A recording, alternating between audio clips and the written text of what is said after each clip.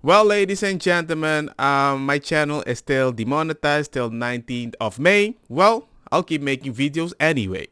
Don't get me wrong. You have. No, right? I So haven't. You, so People no, need to talk stop. about You don't know art. anything about these January 6 cases. You don't know why these people are in jail. You don't know that a man is in Brooklyn right now for 3 years without charge or trial. And when Donald Trump says these people have been held for too long, you say, no, Trump is wrong. Keep them locked up. That's fascist.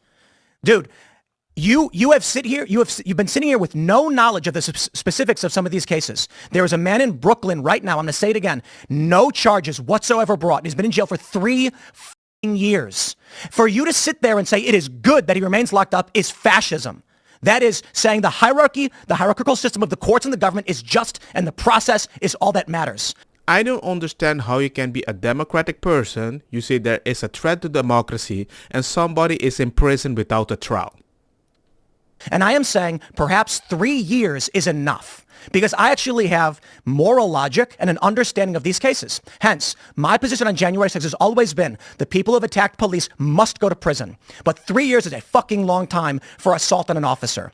We have seen people on the far left, notably when they were firebombing shit all across Minnesota, 33 people murdered. And how many criminal charges do we get for this? When they firebombed a police station and forced the police to evacuate. On May 29th, 2020, when thousands of far leftists firebombed the White House grounds and set fire to St. John's Church and injured 100 police officers, how many people went to prison for 3 years? How many of them who never showed up on that day are in prison for 20 years? Enrique Tarrio wasn't even in D.C. on January 6th. And you are saying that man who his only crime was, quote, don't leave. That's his only crime. You think he should be in prison for 20 years because you're a fascist. You don't care what the facts are. You don't care if this is unjust. You only care that the machine state has decreed you are not to be locked up. And I believe the only reason they would agree with that is because the machine is on their side.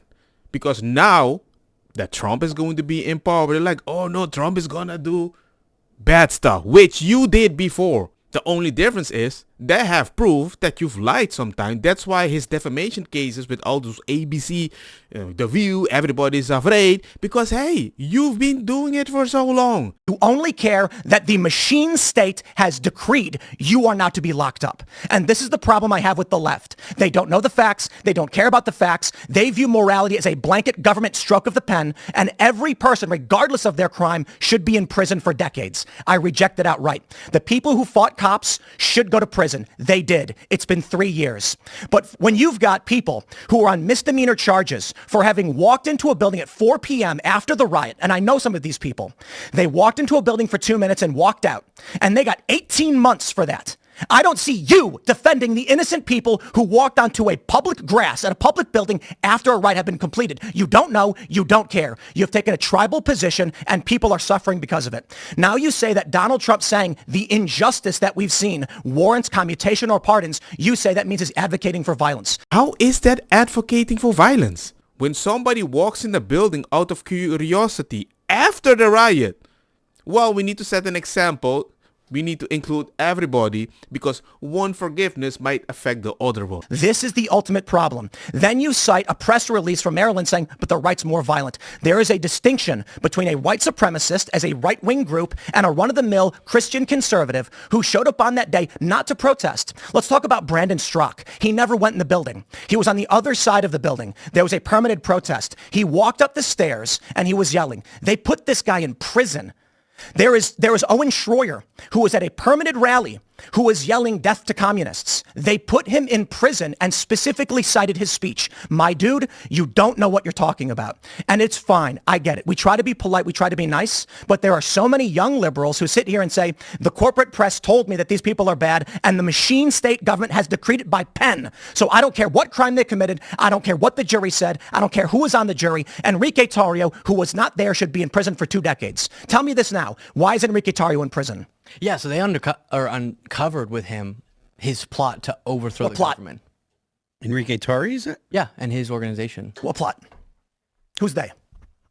Give me some prosecutors. Give me some fucking data. Stop squinting at me and saying the prosecutors did a thing. You didn't know. You didn't read it. You didn't read the court papers. All you know is the fascist machine state told you he should be in prison, and you're saying yes to them. All they hear is somebody was sent to prison. They don't even know the exact reason. They can't defend it, but they're like, you go do your research. I haven't read it. I'm like, where's your source? Well, I believe the system. I'm like, yeah, that's the problem. Even one of the most left-leaning people on your side is saying this. The left and the Democratic Party these days culturally is, we don't want you, we don't want you, we don't want you. If there's a 2% disagreement, we want to cancel you and get you the hell out of here. If the right wing, you agree with them 2%, they're like, oh, welcome in, come to the party. Oh, yeah, come on in, come on. Because they don't understand how you think, because they disagree with you around 2%. For example, Kyle Kalinske, do your thing. Then you're fake independent media. You're not real independent media. And I'm now going to war because what we saw is a lot of these people like Joe Rogan, you know, I was there. I was on his show 4 or 5 times. He would sit there and nod in agreement when I would make anti-Trump arguments and arguments in favor of a left-wing worldview. Then 3 weeks later, Ben Shapiro would come on and say the exact opposite of me on every issue, and he would nod along in agreement, right? And so at some point, you got to call a spade a spade. You're not independent media, and you're clearly just a vibes-based voter, right? You cocooned yourself in this right-wing echo chamber where you got right-leaning UFC people and right-leaning comedians, and Dana White, his boss, is super right-wing and loves MAGA. He put himself in this echo chamber to break his brain, and then look at that. He goes full MAGA. And you know what? That makes me look like a jackass because I was the one going in there, taking him at face value, acting kind, holding his hand and walking him through it like he was a toddler on these topics. And then, wow, in retrospect, would you look at that? You completely flipped. I mean, we were defending him, unfortunately, way too late, right? When people were already on to, I don't know, man, you're saying a little bit more right-wing things here. And we would be like, well, no, look, here's a compilation of all the times Joe Rogan said base things. He argued for universal health care. He argued for free college. He argued for higher minimum wage and this good thing and that. And I would show that compilation and go, see, I don't know what you guys are talking about. But guess what? When you decide I'm going to endorse Donald Trump after he lied to your face relentlessly for the entire podcast, telling brazen lies, then I'm sorry, all the charity is gone, all the sympathy is gone, and I have to come to a different conclusion now. My conclusion of you could hold these people's hands and walk them through it and talk to them like they're reasonable and work it out. It just didn't work. It just didn't work. And that's why you see a much more bold, aggressive style out of me where I'm like these people and the horse they rode in on, because if what I did before didn't work, okay, I got to try a different approach now. So if it's just call these people the fucking frauds they are, well, then guess what? We're going to call them the frauds that they are. So let me understand. You got the platform just like Ben Shapiro. You both have calm points. And because your calm points lost, your reaction is, I'm not going to stay calm. I'm going to go full destiny. Okay, good luck with that.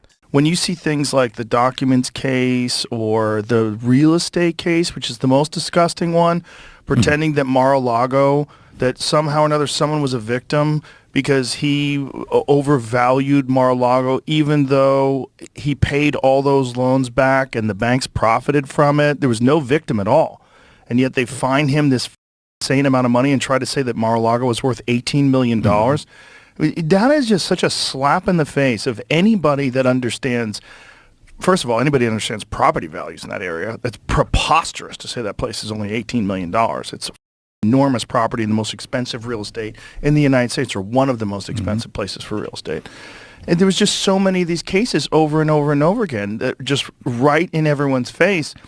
And very little pushback, no pushback from the media at all. They went along with it as if these 34 felonies for a bookkeeping error that is essentially a misdemeanor that's past the statute of limitations, and now you're marking it up as a felony, but you can't even identify the felony. The whole thing is madness. And all these news organizations, because they don't like Trump, are going along with this insanely dangerous precedent.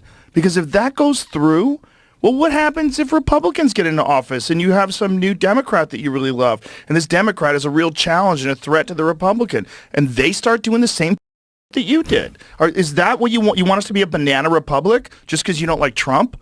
I mean, it just shows you how many people were willing to sacrifice all of their ethics, all the things that they believe in, what the Bill of Rights stands for, what the Constitution stands for. All that. We don't want this guy to win. Throw it all away. And then you throw everything away. Then we have no freedom of speech. We have no nothing. It's all gone.